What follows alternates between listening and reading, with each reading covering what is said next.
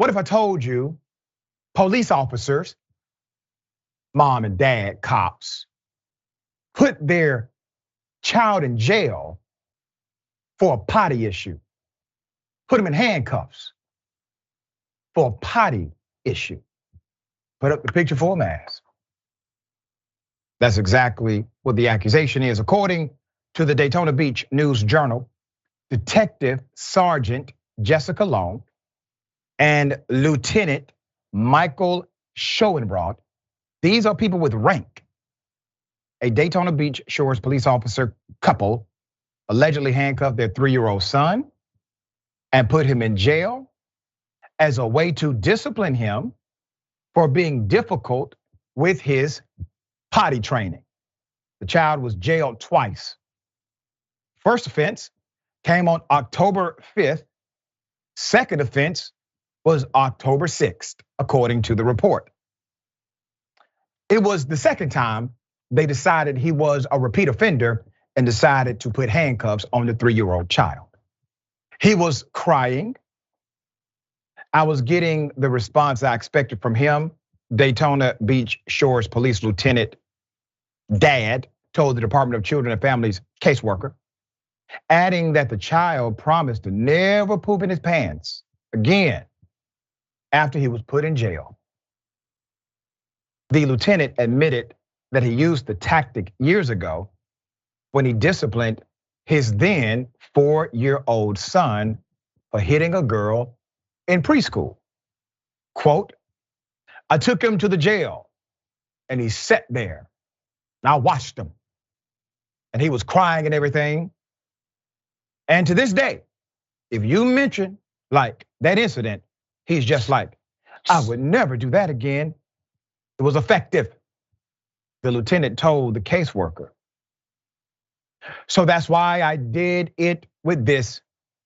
He didn't hit anybody, but I figured the same thing, discipline. And he didn't want to go back, so he added. It's not known if these cops faced any discipline over the matter. The results of the Department of Children and Family investigation is not known. So I have provided what is known. I have provided what is part of the public narrative and public record as it relates to them, not as parents only, but as members of law enforcement serving in a position of massive public trust.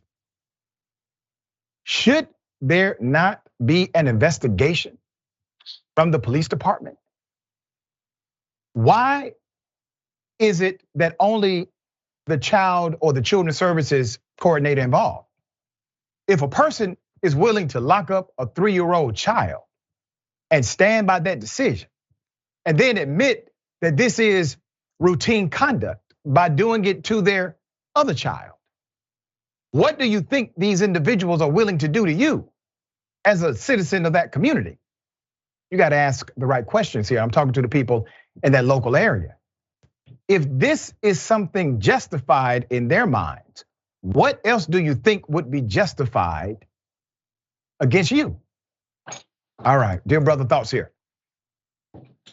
I'm trying to figure out what went wrong here as far as like other avenues they could have gone down in order to prevent this from happening. Did they try other approaches, or are their minds so in the fact that discipline in this manner is the only thing that's gonna work? Because if they feel that way, they wouldn't have put him in jail multiple times. They have to do something different, is my point here. But that's not the nature of law enforcement in this country. We know that something like, hey man, if you successfully poop in the potty, I'll give you another Spider-Man or something like that. Something would have gone better, but it's yet another failure of our law enforcement systems in this country. It is insanity on top of insanity. How do you even get handcuffs to fit on a 3-year-old child? Do you really find out how? Like, I don't even want to try. Yeah,